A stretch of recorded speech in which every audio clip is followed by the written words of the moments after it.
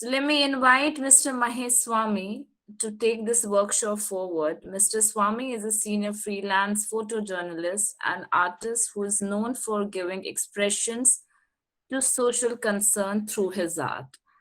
Mr. Swami. And those who are Thank you, interested Tabina.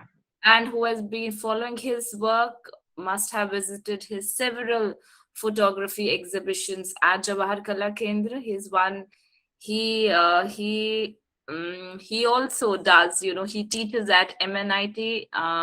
And every year they also do this photography exhibition moments, and he has been an instrumental, you can say, in conducting that every year. I had the privilege of being there for several times, and I have seen his work at Jawahar Kala Kendra also. Sir, over to you. And if you have any धन्यवाद questions ताबिना. after once he is done with his session, you may ask him the questions. नमस्ते दोस्तों, आप लोग बहुत सौभाग्यशाली हैं कि कल्याण कोठारी साहब ने ये अवसर उपलब्ध कराया है हम सब के लिए कि फोटोग्राफी और कैमरे जैसा मैजिक टूल के बारे में आज हम यहाँ बातें कर रहे हैं। सबसे पहले मैं आप सबसे गुजारिश करना चाहूंगा कि जो बातचीत मैं आप लोगों से साझा करने जा रहा हूं, इससे संबंधित कोई भी शंका या सवाल आपके जहन में आए तो प्लीज उसको नोट करते रहिएगा, जिससे आपको अंत में सवाल जवाब के दौरान मदद मिलेगी। बहरहाल फोटोग्राफी यानी कैमरे को मैंने मैजिक टूल माना है और इस मैजिक टूल ने मेरी जिंदगी में जो रंग भरे हैं उस कारण मैं बहुत ज्यादा रोमांचित हूं। इसलिए लगातार मैं इस मैजिक टूल की विशेषताएं आप लोगों से, खासकर युवाओं से साझा करने का मन रखता हूं और आज मैं बहुत रोमांचित हूं कि मुझे यह अवसर प्रदान किया गया है कि मैं आप युवाओं से इस कैमरे यानी मैजिक टूल की वो रहस्य साझा करूं जिससे आप लोग इस कैमरे को और ज्यादा गंभीरता से लेने की कोशिश करें। और गंभीरता से लेने की कोशिश क्यों करें, वो कुछ चीजें मैं आपसे साझा करना चाहूंगा जिससे आप कन्विंस हो पाए कि ये कैमरा आज डिजिटल के दौर में पहुंच चुका है और मोबाइल के थ्रू परमात्मा ने हर हाथ में कैमरा थमा दिया है। इसलिए ये और भी जरूरी हो जाता है कि हम सब लोग फोटोग्राफी के जो बेसिक्स हैं, रहस्य हैं, इनको जान पाए। इसका सबसे महत्वपूर्ण कारण ये कि सबसे बड़ा जो एनर्जी का सोर्स है वो है नेचर यानी प्रकृति, और कैमरा हम सबको इस प्रकृति से जोड़ने में बहुत बड़ी मदद करता है, जिसके कारण हम उत्साहित रहते हुए, प्रकृति के रहस्यों को जानते हुए, अपनी उस पूरी ऊर्जा के साथ जो भी हम काम कर रहे हैं उसमें हम बहुत महत्वपूर्ण भूमिका अदा कर सकते हैं। तो सर्वप्रथम मेरा मानना है कि फोटोग्राफी जो है वो देखने की कला है। देखने का मतलब विजुअलाइजेशन, विजन, देखना।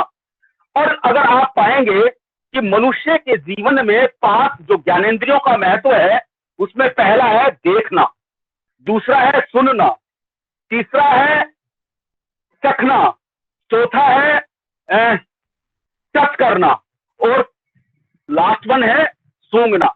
तो इसमें सबसे जो 5 ज्ञानेंद्रियां है, इसमें सबसे जो इफेक्टिव ज्ञानेंद्रिय है वो है विजन यानी देखना। कहा गया है जैसा हम देखते हैं वैसा हम विचारते हैं, और जैसा हम विचारते हैं वैसे ही हमारा व्यक्तित्व बनता है। तो कहने का मतलब जैसा हम देखते हैं वैसा ही हम सोचते हैं, और जितना हम जैसा अच्छा सोचते हैं वैसा ही हमारा व्यक्तित्व यानी क्रिएटिव माइंड या रचनात्मक बनता है। तो इसलिए बहुत जरूरी है कि हमारा जो विजन है, जो देखने की कला है, जो कैमरा है, जो फोटोग्राफी है, अगर इससे हम रहस्य को जान जाएंगे तो हमको बहुत मदद मिलेगी।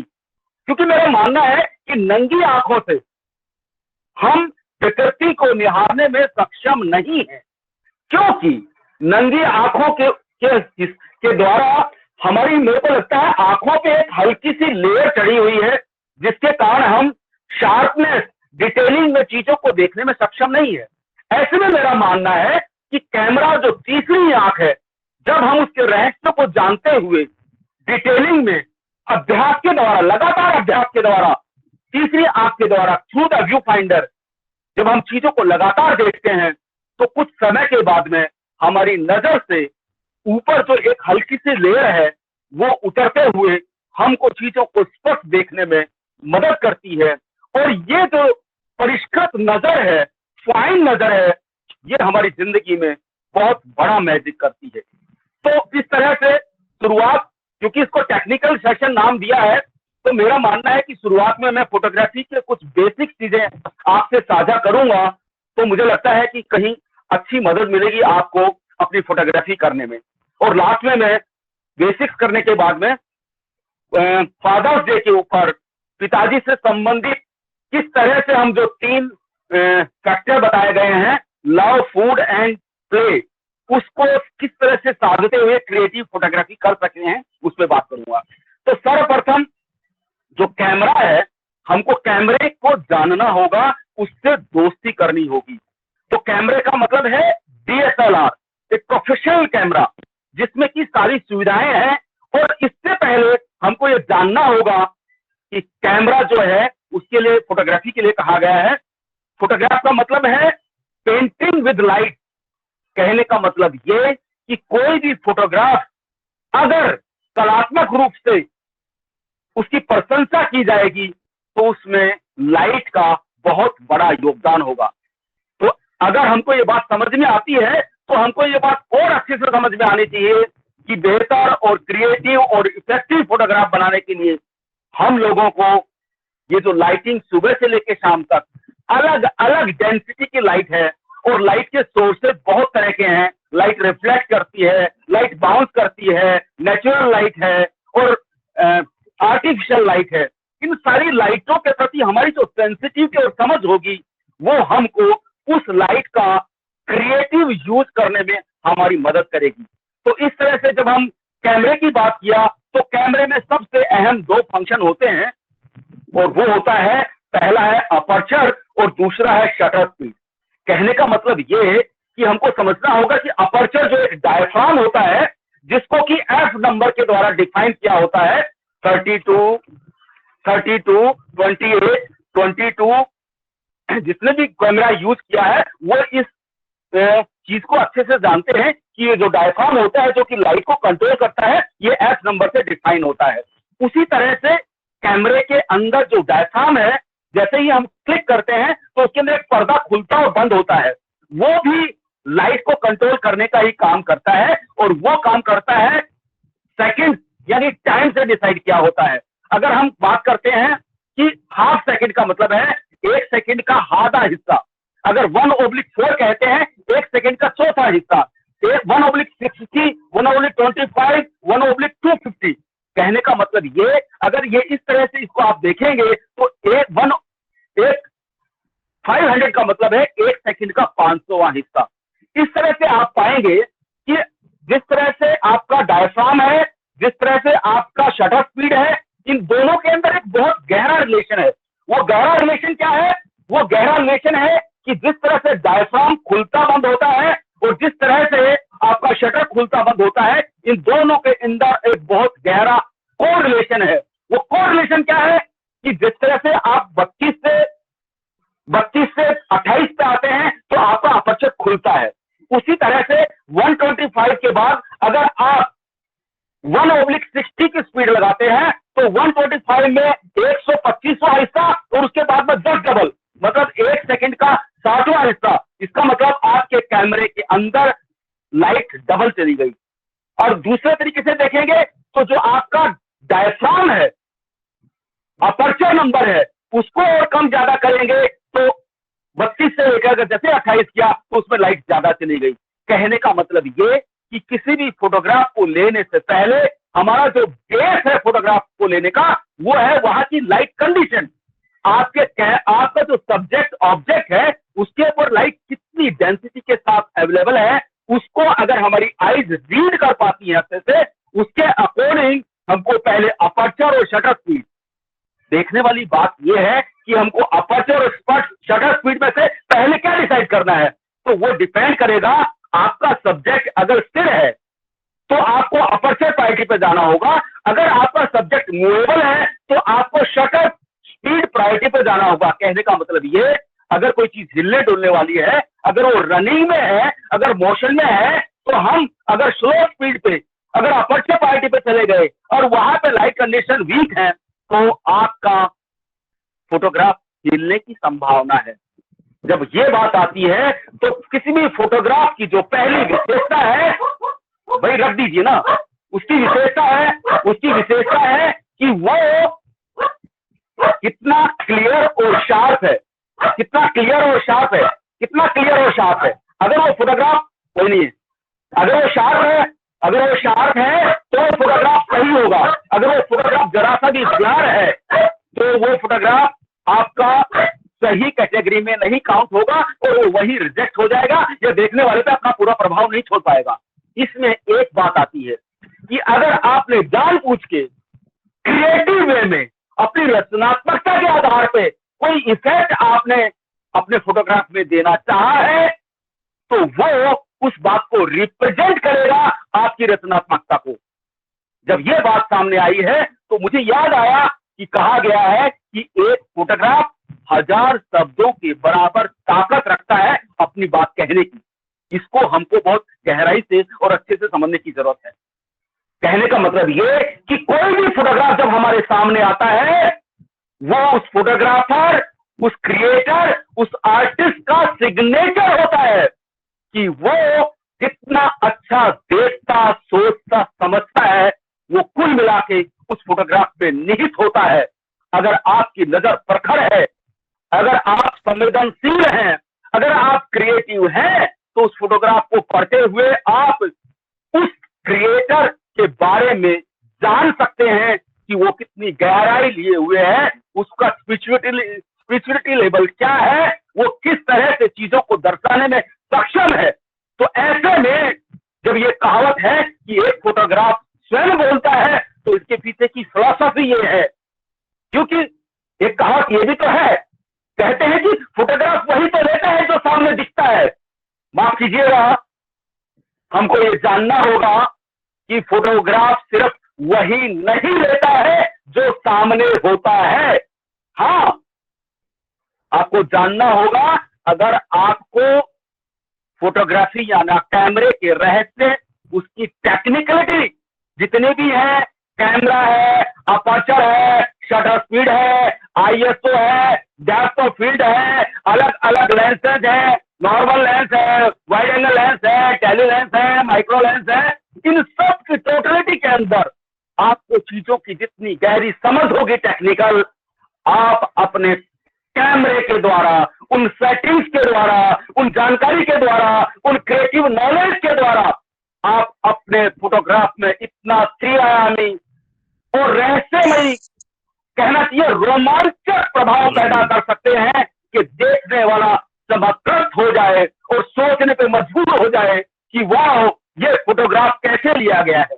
सच मानिए दोस्तों, कहा गया है कि जब चीजों को हम हल्का लेते हैं तो चीजें हमें हल्का लेती हैं, और चीजों को हम अगर सीरियसली लेते हैं तो चीजें भी हमें सीरियस लेते हुए अपना प्रभाव हमको छोड़ते हुए हमको समृद्ध करती हैं। और जब ये बात आई है तो इसके साथ मैं ये बात जोड़ देना चाहता हूं, अगर आपको बहुत क्रिएटिव फोटोग्राफर बनना है तो उसके लिए पहली जरूरत है कि आपका ऑब्जर्वेशन ऊंचे दर्जे का होना चाहिए। और ये ऊंचे दर्जे का क्या है? जहां से भी आप गुजरेंगे, आप अपनी नजरों को लेफ्ट टू राइट लगातार एक एक चीज के साथ बहुत हम्बल वे में उसके साथ इंटरेक्शन करेंगे। और इंटरेक्शन करते हुए जो भी चीज, जो भी एलिमेंट, जो भी ब्यूटीफुल चीज आपको लगती है, उसको हम क्लिक करते हैं। और क्लिक करने से पहले यहाँ पे फिर मैं एक बात कहना चाहता हूं, मैं इसके बीच बीच में इन चीजों को आपको इंटरेस्टिंग बनाने के लिए आपको इसमें कहना चाहता हूं कि फोटोग्राफी के अंदर पेशेंस का बहुत बड़ा रोल है। मैं तो आज के लिए बहुत जोर दे के कह रहा हूं, आज के इस भागम और प्रतियोगिता कंपटीशन के दौर में दुनिया जो दौड़ रही है आंख बूंद के, बगैर सोचे समझे, ऐसे में जिसके पास पेशेंस होगा वही कल का चैंपियन होगा। और फोटोग्राफी के अंदर इस पेशेंस का बहुत बहुत बहुत बड़ा मीनिंग है। कहने का मतलब ये कि किसी भी फोटोग्राफ को लेने से पहले आपको समय देना होगा, अपना सब्जेक्ट ऑब्जेक्ट के साथ साथ उसका फोरग्राउंड, उसका बैकग्राउंड, उसके सराउंडिंग जो चीजें अवेलेबल है उनको भी आपको उसके साथ रिलेट करके, और उसके बाद जितना आपका सौंदर्य बहुत अच्छे दर्जे का होगा, जितना आपको चीजों की गहरी समझ होगी, जितना रंग और कलर के बारे में आपको बेहतर समझ होगी, जितने और दूसरे एलिमेंट हैं उनका स्पिरिचुअल वे में मतलब आपको पता होंगे। और उसके साथ सबसे अहम है कैमरे के रहस्य, अपर्चर, शटर स्पीड, अपर्चर कम करना, शटर स्पीड बढ़ाना, लेंसेज यूज करना, उसके बाद में डेप्थ क्रिएट करना, बैकग्राउंड को डिफ्यूज करना, बैकग्राउंड के अंदर डेप्थ क्रिएट करके हर चीज को फोकस में लाना। ये सारी क्रिएटिविटी, ये सारी समझ जिस लेवल की आपके अंदर होगी, वैसा ही इफेक्ट आप अपने फोटोग्राफ में दे पाएंगे। और वो जो रिप्रेजेंटेशन है, वो जो आपके सिग्नेचर है, वो आपकी समझ है, वो आपका जो बौद्धिक सौंदर्य है, वो आपके हर फोटोग्राफ में रिफ्लेक्ट होने वाला है। तो मैंने बात की थी कैमरे का अपर्चर, शटर स्पीड। इसके बाद में बात आती है लेंसेज की। अलग अलग लेंस की अपनी एक ब्यूटी है, जिसमें सबसे पहले लेंस जो आता है उसको कहते हैं नॉर्मल लेंस, सच्चा लेंस यानी ट्रू लेंस। कहने का मतलब ये है कि सिर्फ नॉर्मल लेंस को ही ट्रू लेंस क्यों कहते हैं? सर ये 50 mm लेंस होता है, जैसा हम आंखों से देखते हैं ये बिल्कुल वैसी सच्ची तस्वीर बनाता है। तो फिर इसका मतलब ये कि दूसरे जो लेंसेज हैं, वाइड एंगल लेंस है, टेली लेंस है, क्या ये सच्ची तस्वीर नहीं बनाते हैं? बिल्कुल ठीक बात है। जी हाँ, ये फोटोग्राफ जो हम देखते हैं वैसा का वैसी पिक्चर नहीं बनाते हैं, क्योंकि ये जो एरिया नॉर्मल लेंस से कवर करते हैं, जैसे मैं वाइड एंगल लेंस यूज करता हूं तो वो एरिया बढ़ जाता है। और जैसे ही एरिया कवरेज एरिया बढ़ जाता है तो जो एलिमेंट, जो सब्जेक्ट चीजें मुझे दिखाई देती हैं वो नेचुरल वे के बजाय छोटी हो जाती हैं, क्योंकि एरिया ज्यादा हम कवर करते हैं। ऐसे में आपको डिसाइड करना होता है कि मुझे किस चीज पर फोकस करना है, किस चीज को उभारना है।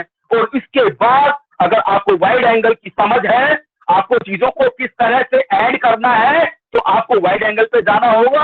अदरवाइज आपका सब्जेक्ट इतना स्ट्रांग है, उसका जो क्लोजअप है, उसकी डिटेलिंग को आपको मेंशन करना है, तो ऐसे में आपको वाइड एंगल लेंस यूज करना होगा और उसको ओवर फोकस करके उसकी ब्यूटी को रिफ्लेक्ट करना होगा। तो कहने का मतलब ये, किसी भी दृश्य पे जब हमारी नजर पड़ती है तो सबसे पहले मेरे माइंड में जो फोटोग्राफर है, जो क्रिएटर है, जो आर्टिस्ट है, वो एकदम से नजर पड़ते ही वो इतना सजग होता है, उसकी मेमोरी, उसकी समझ इतनी ऊंचे दर्जे की होती है, तो एकदम से माइंड में 2, 4, 3, 4, 5, 6, 8, 10 थंबनेल्स बनते हैं। थंबनेल्स क्या है? ये मेरा सब्जेक्ट है, इसके सराउंडिंग ये जो चीजें हैं, इसके साथ ये horizontal picture, no no no no, इसके पीछे जो इंटरेस्टिंग चीज है उसके साथ ये horizontal picture, no no no no, ये थोड़ा डिस्टर्ब कर रहा है, इसको थोड़ा सा ये वाला एंगल चेंज किया तो उसके पीछे ये जो चीज आ रही है इसको मैंने ऐड किया, वो कलर ऐड हो रहा है, वाओ सो ब्यूटीफुल। कहने का मतलब ये। और इसके बाद एक और चीज इसके अंदर आती है, फोटोग्राफी के अंदर, वो चीज है कल्पनाशीलता, कल्पना शक्ति। कहने का मतलब ये कि आप कितने ज्यादा विजुलाइज करने में सक्षम है। और विजुलाइजेशन का जो महत्व है वो इस बात से डिसाइड होता है कि बचपन से लेकर आज तक जो भी हमारी उम्र है, उस दौरान जिन जिन भी चीजों को मैंने फील किया है, ऑब्जर्व किया है, वो सारी मेरी मेमोरी के अंदर डॉक्यूमेंट है। और चीजें जो घटित हो रही हैं उनके ऊपर अगर मेरी कितनी पैनी, कितनी गहरी नजर है।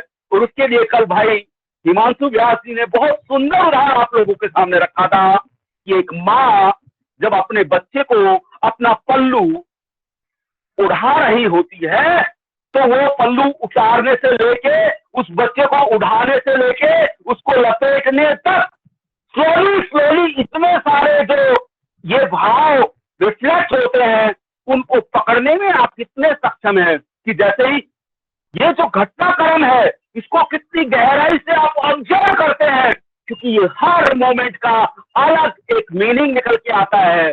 तो उस चीज के प्रति आप कितने संवेदनशील हैं, उन भावों को पकड़ने के लिए आप कितने तैयार और प्रतिबद्ध हैं।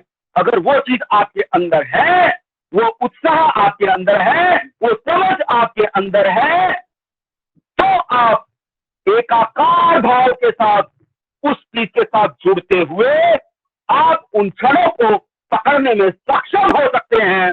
और जैसा कि मैंने कहा, बार बार दूसरे एक्सपर्ट्स ने इस बात को अंडरलाइन किया है कि फोटोग्राफ सिर्फ एक फोटोग्राफ नहीं होता है, उसमें एक्शन होते हैं, उसमें इमोशंस होते हैं, उसमें भाव होते हैं, उसमें लाइटिंग का ड्रामेटिक इफेक्ट होता है, उसके बैकग्राउंड में जो चीजें घटित हो रही होती है वो स्टोरी को एक नया मीनिंग देने में सक्षम होती हैं। कहने का मतलब ये कि एक अच्छा फोटोग्राफर अपनी गहन संवेदनशीलता, अपने सौंदर्य बोध, अपनी सजगता के कारण 360 डिग्री पर चीजों का संज्ञान लेते हुए अपनी कल्पनाशीलता के द्वारा जो घटित होने जा रहा है उसके प्रति भी इतना संवेदनशील और जागरूक होता है। वहां पर वो पेशेंस काम करती है कि जो ये चीज हो रही है इसके साथ उसका जो एक्सपीरियंस पहले का है, उसका जो एक्सपोजर है, उसकी जो समझ है, उसका जो रिच डॉक्यूमेंटेशन है मेमोरी का, वो उसको गाइड करता है कि आप पेशेंस कीजिए क्योंकि इस माहौल के अंदर ऐसा कुछ घटित हो सकता है। ये जो घटित हो सकता वाली संभावनाएं हैं ये आपको महान और मोर इफेक्टिव फोटोग्राफर बनाने में बहुत बड़ी मदद करती हैं।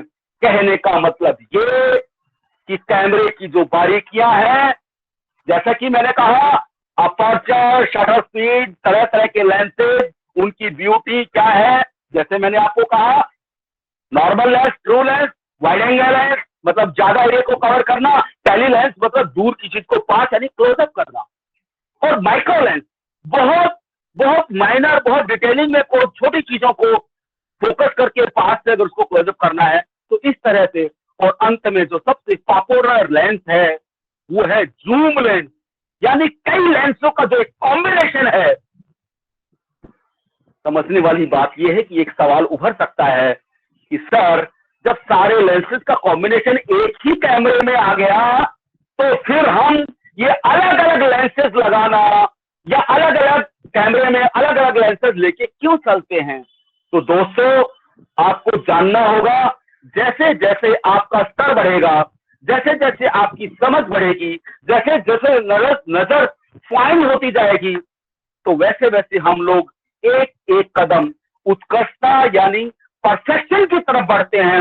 और वो परफेक्शन कोई एक दिन में नहीं आता है, वो लगातार नजर को साधने से, फोकस करने से, कंटिन्यूअसली थोड़ा थोड़ा एक एक कदम आगे बढ़ते हुए सालों के रियाज के बाद आपको एहसास होता है कि अगर मुझे परफेक्शन चाहिए, अगर मुझे एक्यूरेसी चाहिए, अगर मुझे डिटेलिंग चाहिए, अगर मुझे ट्रू नेचुरल कलर चाहिए, तो मैं जैसे मैं स्वभाव से शुरू के 2 साल 3 साल छोड़ने के बाद में मुझे इतनी जल्दी समझ में आ गया था कि एक कैमरे से काम नहीं चलने वाला है। मेरे 30 साल के जिंदगी के फोटोग्राफी के अनुभव में 27 साल से लगातार मैं 2 कैमरे लेके चला हूं। इवेंट कोई भी हो, कैसा भी हो, और कभी कभी मुझे तीसरे कैमरे की जरूरत हुई तो वो बहुत रेयर है, मुश्किल से 2-5% वो समय रहा होगा जब मैंने 3 कैमरे कवर किए, 3 कैमरे कैरी किए। नॉर्मली तो जो प्रोफेशनल फोटोग्राफी होती है उसमें एक असिस्टेंट आपका साथ चलता है जो कि अपना कैमरे बैक को कैरी करता है। उसमें बहुत सारे लेंसेज और एक्सेसरीज होती हैं, बस वो इशारों में आप यूं करते हैं और वो आपके हाथ में रख देता है और अपने काम को कंटिन्यू कर लेते हैं। ये एक अलग तरह की प्रोफेशनलिज्म स्टाइल है। वो आप लोग, मुझे लगता है कि जो प्रतिबद्ध और बहुत डेडिकेशन के साथ इसमें इन्वॉल्व होंगे वो आने वाले समय में इन चीजों को भी एंजॉय कर पाएंगे और इस लेवल को आप लोग प्राप्त कर पाएंगे, ऐसा मुझे लगता है। तो ये मेरे को लगता है कि कैमरे की एक बेसिक, और इसमें एक बहुत महत्वपूर्ण जो चीज है फोटोग्राफी का, जो सबसे बड़ा मैजिक क्रिएट करता है, वो है depth of field. Depth of field का मतलब ये कि जो मैं दृश्य देख रहा हूं उसमें मैं कोई एक चीज, एक एलिमेंट देखा उसको मेरे को जो मेरी क्रिएटिविटी है, जो मेरी समझ है, जो मेरी रचनात्मकता है, जो मैंने चीजों को जाना है गहराई से, कम ज्यादा करने के बाद क्या क्या इफेक्ट पैदा होते हैं, वो पूरी समझ पैदा होने के बाद में मैं डेप्थ के साथ खेलता हूं। वो डेप्थ की आयामी इफेक्ट जो पैदा करती है कि किसी एक चीज को मैंने फोकस किया, बाकी की चीज सारी ब्लर हो गई, या मैंने एक चीज को फोकस किया, यहां से लेकर अनंत वहां तक सारी चीजें की एक एक डिटेलिंग बहुत गहराई से, वो सब चीजें मैं फील कर पा रहा हूं। या सिर्फ ये चीज मैंने फोकस की, पीछे की चीज दिखने में वो भी आ रही है, लेकिन वो एक हल्का सा स्केच है, वो एक आउटलाइन है। तो ये आपकी रचनात्मक क्रिएटिव समझ के ऊपर डिपेंड करता है कि आप अपने कैनवास, जो कैमरे का व्यू फाइंडर है, उसके थ्रू जो आपको दिख रहा है, उसमें किस तरह का आभास या प्रभाव पैदा करना चाहते हैं। यहां पे इंडिविजुअल आप जो क्रिएटर, जो आर्टिस्ट हैं, आपकी वो समझ, आपकी वो कल्पनाशीलता, आपका वो प्रकृति के साथ गहरा जो संवाद है, जो चीजों के डिटेलिंग में जाके पूरे आत्मविश्वास और श्रद्धा के साथ एक एक चीज के साथ कितना गहरा आपने संवाद किया है, और उस संवाद के द्वारा उनकी ब्यूटी को जो आपने आइडेंटिफाई किया है, तब जाके आप समृद्ध होते हैं। और जैसे मैं थोड़ा सा रोमांचित होता हूं कि एक कहावत है, कण कण में भगवान होता है। तो दोस्तों, मैं आज थोड़ा सा रोमांचित इस बात को लेके हूं कि मैं इस बात को महसूस करने लग गया हूं कि हाँ, कण कण में भगवान होता है। उस बात को मैंने इस मैजिक टूल कैमरे के द्वारा अच्छे से जाना है। और मैं आप सबको, जो भी पर्सनली बाद में भी मुझसे मिलना चाहें, जो मुझसे डायलॉग करना चाहें, मैंने अपने आप को पूरी तरह से ओपन और समर्पित कर रखा है, सिर्फ और सिर्फ इस फोटोग्राफी की जो ब्यूटी है उनको सबके साथ साझा करते हुए, सबको सेंसिटिव और क्रिएटिव बनाते हुए, सबका इस प्रकृति के साथ संवाद कराते हुए उनको ऊर्जा से लबालब करना। क्योंकि जब आप ऊर्जा से पूरी तरह लबालब हो जाते हैं तो बहुत सकारात्मक हो जाते हैं, बहुत पॉजिटिव एनर्जी आपके अंदर आ जाती है, और ऐसे में समाज में आप बहुत महत्वपूर्ण भूमिका के लिए तैयार होते हैं। और आज के दिन जो इतने सारे तनाव समाज में, दुनिया में, हमारे आसपास परिवारों में झेल रहे हैं, उनके तनाव को कम करने में ये मैजिक टूल हमारी बहुत बड़ी मदद करता है। अब इसके बाद लास्ट में जो बात करना चाहता हूं, अब बात आती है कि कैमरे और फोटोग्राफी के द्वारा हमको जो एक सब्जेक्ट मिला है, फादर रोल मॉडल, उसको जो फूड, प्ले एंड लव को लेके हमको किस तरह से पिक्चर क्रिएट करनी है, वो कैसे मददगार साबित होती हैं। तो दोस्तों, जब आप कैमरे की जो बारीकियां हैं, जो रहस्य हैं, जो क्रिएटिविटी है, इसको थोड़ा सा अगर जान जाते हैं, या इसको बियॉन्ड मैं कह रहा हूं, बियॉन्ड खुश होकर इसलिए कह रहा हूं क्योंकि जरूरी नहीं है हर हाथ में डीएसएलआर या प्रोफेशनल कैमरा हो। परमात्मा ने आज के दिन सबके हाथ में मोबाइल के थ्रू कैमरा दे दिया है, तो हम सब फोटोग्राफर हैं। और मेरा खुशी का कारण ही सबसे ज्यादा ये है, मैं बार बार इस बात को दोहराता हूं कि कैमरे ने मेरी जिंदगी में जो रंग भरे हैं, फोटोग्राफी का डिजिटलाइजेशन होने के बाद 2009 में इससे रोमांचित होकर, खुश होकर, इसको सेलिब्रेट करने के लिए कैमरा यानी फोटोग्राफी का डिजिटलाइजेशन हो गया। 2009 में मैंने एक एग्जीबिशन आप सब लोगों को रोमांचित करने के लिए की थी, तीसरी आंख, जिसमें सिर्फ और सिर्फ जो सब्जेक्ट था वो हर हाथ में कैमरा, चाहे वो बच्चा हो, चाहे वो बड़ा हो, चाहे वो फीमेल हो, चाहे वो फीमेल हो, चाहे मेल हो, चाहे टूरिस्ट हो, चाहे फॉरेनर हो, सबके हाथ में। क्योंकि मुझे शुरू से ही कैमरे ने बहुत ज्यादा रोमांचित किया। जहां जहां जब जब जो भी फोटोग्राफी करता था, जब भी किसी को मैं फोटोग्राफी करते हुए देखता था, तो मैं उसको क्रिएटिवली कैप्चर करता रहता था और उसको मैं डॉक्यूमेंट करता रहता था, उसको देख के बहुत रोमांचित होता था। तो इसमें भाई हिमांशु व्यास ने मेरी बहुत मदद की थी। जब मैं इस प्रोसेस से गुजर रहा था, मैंने उनकी मदद ली थी, और वो फोटोग्राफ सिलेक्शन में बहुत बड़ा रोल। और एक तरह से मैं सच बताऊं, हिमांशु और सुमन सरकार हमारे जयपुर ही नहीं पूरे राजस्थान के लिए बहुत एक तरह से जैम है। जैम मतलब सितारे हैं फोटोग्राफी की। इनकी फोटोग्राफी सच्ची मायने में, मैं स्वीकारता हूं उस बात को कि सही मायने में अगर मेरे अंदर जो क्रिएटिविटी आई है, इन दोनों की फोटोग्राफी इनकी हम्बलनेस, इनका डेडिकेशन अद्भुत। आप लोग सब सौभाग्यशाली हैं अगर इनका थोड़ा बहुत भी हमको सानिध्य लाभ मिल जाए।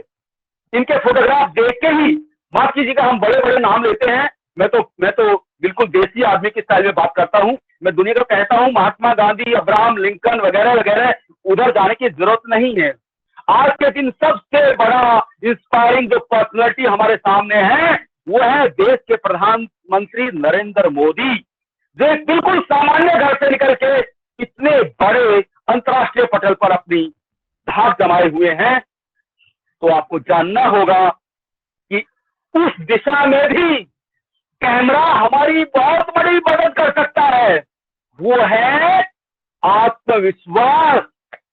कैमरा हमारे आत्मविश्वास में वृद्धि करते हुए हमको वो अनंत पंख देता है कि जो हम सोचें, जो हम इमेजिन करें, और कैमरा इस बारे में भी हम सबकी मदद करता है ये जानने में कि हर इंसान बाय नेचर, बाय बर्थ अनंत संभावनाएं और अनंत टैलेंट के साथ पैदा हुआ है।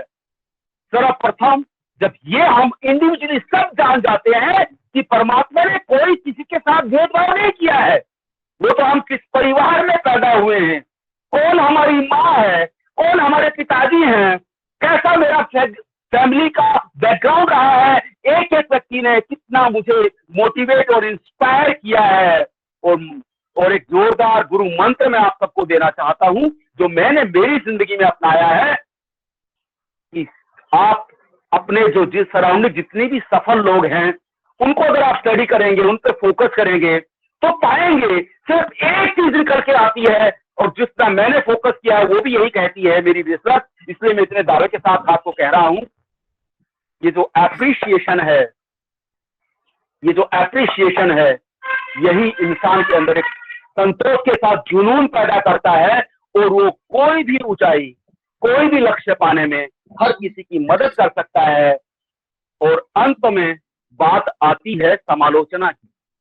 इसके लिए मैं आपको कहना चाहता हूं कि आप अपने क्रिटिक खुद बनिए। बस लास्ट में मैं थोड़ी सी बात करना चाहूंगा कि अगर किसी को कोई क्वेश्चन पूछने चैट बॉक्स में डालिए, अगर किसी को कोई क्वेश्चंस पूछने। हाँ, तो 5 मिनट और चाहिए मुझे कि देखिए, जैसा मैंने कहा, अगर आप एक पेरेंट, एक पिताजी की भूमिका को रिफ्लेक्ट करना चाहते हैं क्रिएटिवली, उसके लिए सबसे पहले आपको इमोशनली स्ट्रांग होना होगा। इमोशनली इन द सेंस कि पापा का जो एक टच है, पापा का जो एक एक भाव है, जो पिताजी एक बच्चे के हाथ को पकड़ के कलम और पेंसिल या कूची के द्वारा उसको संभालता है, उसको रियाज कराते हैं, या पिताजी जब हमको साइकिल सिखाते हैं तो किस तरह से जब साइकिल चलाते समय पीछे से पकड़ते हुए हमारा संतुलन और बैलेंस बनाते हैं। कहने का मतलब ये कि हर स्तर पर, क्योंकि ये सीधा हम सब से जुड़ा हुआ है, सबके साथ वो सारी चीजें घटित होती हैं कि पिताजी कितनी सारी 360 डिग्री भूमिकाओं में हमारे साथ एक आत्मविश्वास के रूप में हमारे सराउंडिंग है। तो हम अपने पिताजी की कितनी श्रद्धा भाव के साथ, कितनी संवेदनशीलता के साथ, कितने उनकी हर एक्टिविटीज को ऑब्जर्व करते हैं। और फिर बात आती है कि जैसा मैंने कहा, लाइटिंग कंडीशन और सराउंडिंग। आपको कोई भी फोटोग्राफ लेने से पहले आपको बहुत तीव्रता के साथ, बहुत सजगता के साथ, बहुत क्रिएटिव अंदाज के साथ, जहां कहीं भी आप फोटोग्राफ ले रहे हैं वहां संभावनाएं हो सकती हैं। उसमें पहला है, आप खुद या तो आप अपने एंगल को चेंज कीजिए, या जो भी चीज सराउंडिंग है वहां पे अवेलेबल आर्टिफिशियल या नेचुरल लाइट, अगर वहां पर्दे हैं तो कोने से, साइड से पर्दे को हटा के भी आप नेचुरल कट लाइट यूज कर सकते हैं। या दूसरी जो लाइट्स हैं, या अपने पास जो लैंप है, जैसा कि भाई हिमांशु जी ने कल कहा था, बल्ब अलग अलग वॉट के बल्ब को आप एक्सपेरिमेंट के तौर पे यूज करते हुए अपनी फोटोग्राफी को कलात्मक बना सकते हैं। और जैसा कि अग्रनील कल बात कर रहे थे कि सर क्या जरूरी है ह्यूमन फिगर्स को ही हम दिखा सकते हैं? नहीं, कोई जरूरत नहीं है। ये आसमान खुला है, अनंत है, संभावना के द्वार आप खोलेंगे। आप कितना बड़ा सोचते हैं, कितना कलात्मक, कितना रचनात्मक, कितना क्रिएटिव, कितना बड़ा सोचते हैं, उसकी बोल्डनेस और वो जो आत्मविश्वास के आपके अंदर है, आप लगातार एक्सपेरिमेंट करते रहिए। जरूरी नहीं है पहले एक्सपेरिमेंट में आप सफल हो जाएंगे।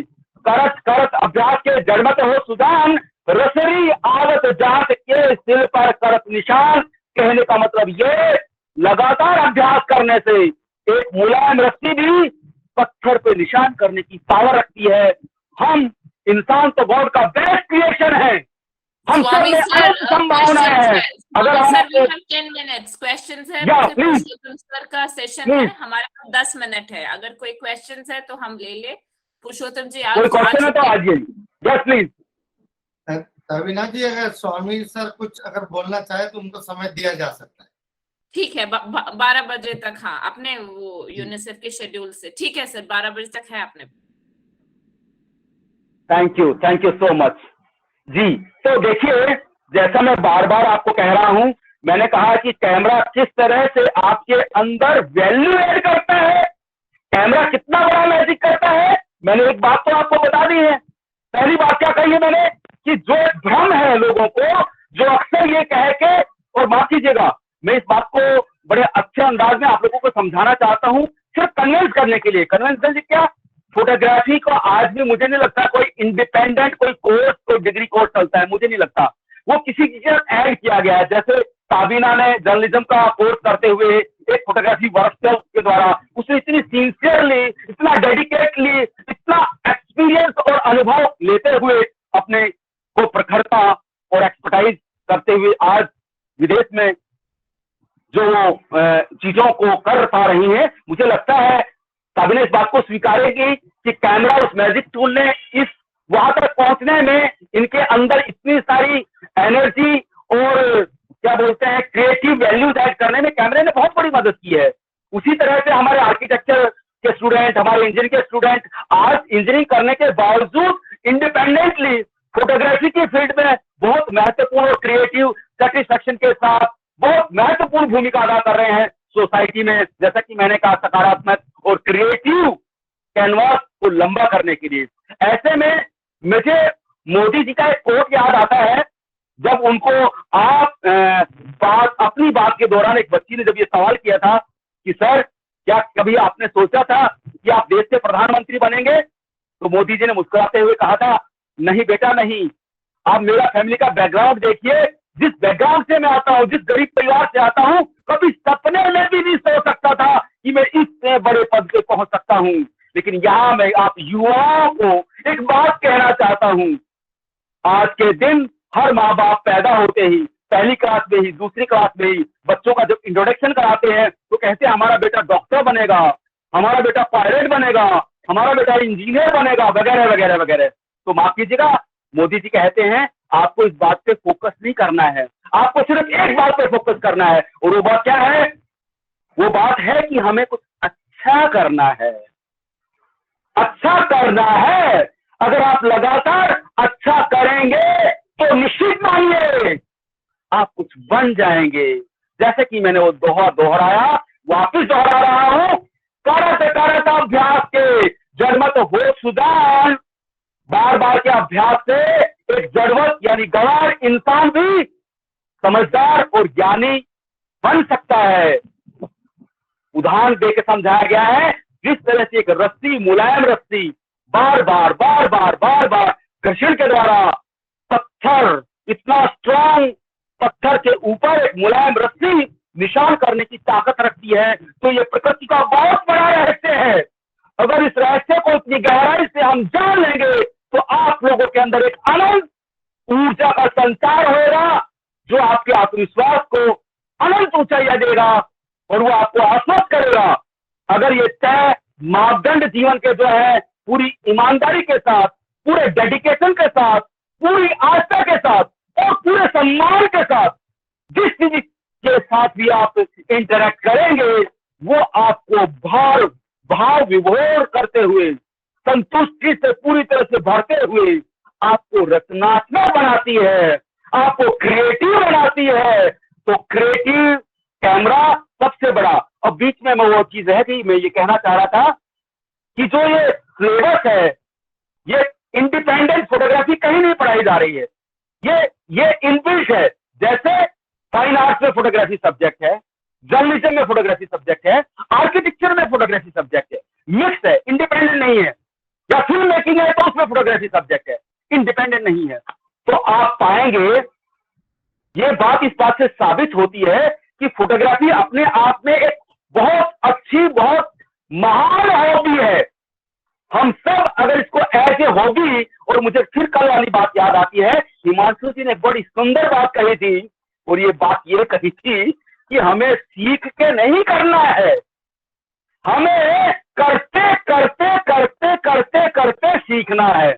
यह बहुत सुंदर अप्रोच है जीवन की, और ये अप्रोच, ये बात उस बात से मैच करती है जो मोदी जी ने कहा है, कुछ अच्छा करते जाइए, करते जाइए, करते जाइए, फोकस रखिए, तो आप पाएंगे एक दिन आप में इतनी अनंत ऊर्जा, क्रिएटिव चीजों का समावेश होगा जो आपको बहुत प्रभावी बनाते हुए। और यहाँ क्रिएटिविटी की मैं परिभाषा देना चाहता हूं, शायद कुछ कंफ्यूजन हो। क्रिएटिविटी का मतलब ये है कि हमारे सराउंडिंग जो जहां कहीं पर भी है, चाहे वो बहुत बड़े शहर में है, चाहे वो गांव में है, चाहे वो कस्बे में है, चाहे किसी कॉलोनी में है, कहीं पे भी है, क्रिएटिविटी एक इतना बड़ा गुण है जो इंसान को 360 डिग्री दे, इतना संवेदनशील और समझदार बनाती है कि वो जितनी भी चीजें उसके सराउंडिंग है उनके साथ उसका इतना गहरा संवाद और नाता बन चुका है, वो एक एक चीज की विशेषताओं से पूरी तरह से अवगत है। जब वो हर चीज की गहराई से उनकी विशेषताओं को जानता है, तो जैसे ही उसके सामने कोई भी समस्या आती है तो उसके पास 360 डिग्री पे इतने सारे टूल्स हैं, इतने सारे संसाधन हैं, वो कभी रुकता नहीं है। उसके पास इतने माइंड के अंदर ऑप्शंस हैं, ये नहीं तो ये नहीं तो ये नहीं तो ये नहीं तो ये। अगर अंत में इसका सह उदाहरण देके, उदाहरण समेत देके मैं इसको खत्म करना चाहूं तो वो उदाहरण ये है कि मेरा बेटा मोहनीश जब 16 साल का हुआ था तो उसने कहा था, पापा मुझे 24 या 25 गियर की बाइसिकल चाहिए। तो मैंने कहा चलो कोई बात नहीं, मेरा बच्चा इतना क्रिएटिव है और इसने डिमांड की है बर्थडे पे, तो मैं 5,000 रुपए जेब में डाल के और मार्केट के अंदर गया। वहां उसने जो साइकिल सेलेक्ट की वो 15,500 की थी। खैर मेरा वो एक्सपोजर नहीं था कि साइकिल इतनी महंगी हो सकती है, मैं एक बार दंग रह गया। स्वामी सर, हम क्वेश्चंस ले लेते हैं, 12 बज गए। अंकुश का मैसेज आ रहा है, बस इसको खत्म कर रहा हूँ। मुझे लगता है कोई क्वेश्चन अगर स्वामी सर के लिए, if you have any questions you can write here और you can connect with him. आप डायरेक्ट ऑन करके बात कर सकते हैं। हाँ महेश जी। सर एक छोटा सा सवाल था। सर प्लीज छोटा बड़ा कोई भी हो। सर जो हम अभी क्रिएटिविटी की बात कर रहे थे कि एक फोटो खींचते वक्त हमें ऑब्जर्वेंट होना होता है, हमें इसके आसपास की चीजों को भी ध्यान में रखा जाना होता है, कौन सा लेंस, कौन सा एंगल, कौन सा किया जाना है, वो सब देखना होता है। हालांकि सर कभी कभी रास्ते से गुजरते समय या मान लीजिए कि बगीचे में बैठे बैठे कोई सुंदर पक्षी आया, वो दाना चुगकर उड़ने वाला ही है। अब हमारे पास में इतना समय तो होता नहीं है, तो फट से हम अपना फोन कैमरा से जो फोटो खींचना होता है उसको खींच लेते हैं। तो ऐसी परिस्थिति में जब समय कम हो और अतिशीघ्र हमें कोई अच्छा फोटो, कोई किसी अच्छे मोमेंट को कैद करना हो, तब वो क्या क्या बातें हो, आप अगर शॉर्ट में अगर ये हमसे शेयर कर सकें सर, आभारी रहेंगे सर आपको। जी। देखिए सबसे पहले तो इस नियम को जानना होगा, कोई भी जो बेहतर और उत्कृष्ट कार्य होता है वो कभी जल्दबाजी में नहीं होता, पहले ये चीज हमको समझनी होगी जी। बात अब ये कही आपने कि मैं बैठा हुआ हूँ, कोई चीज मुझे दिखाई दी और मेरा कैमरा अंदर रखा हुआ है, लॉकर के अंदर है, लेके आऊंगा तब तक ये स्विच उड़ जाएगी। ऐसे में ही तो मैं रोमांचित होकर बात कह रहा हूँ कि गॉड ने हम सबके हाथ में जो मैजिक टूल दिया है, कैमरा या मोबाइल, इसकी भी अपनी ब्यूटी है, इसके साथ भी हमको दोस्ती करनी होगी। इसके अंदर भी सेमी DSLR टाइप कुछ चीजें दी हुई हैं, उनका गहराई से अगर हमको संज्ञान होगा। और सबसे बड़ी चीज क्या है, मेरा वो एथलेटिक एटीट्यूड, मैं कितना सतर्क हूं चीजों को लेके, कि जो भी कमांड में कैमरा मोबाइल हाथ में लिया, फटाक से सेटिंग में गया, वो सेटिंग को क्लिक किया और कड़ा।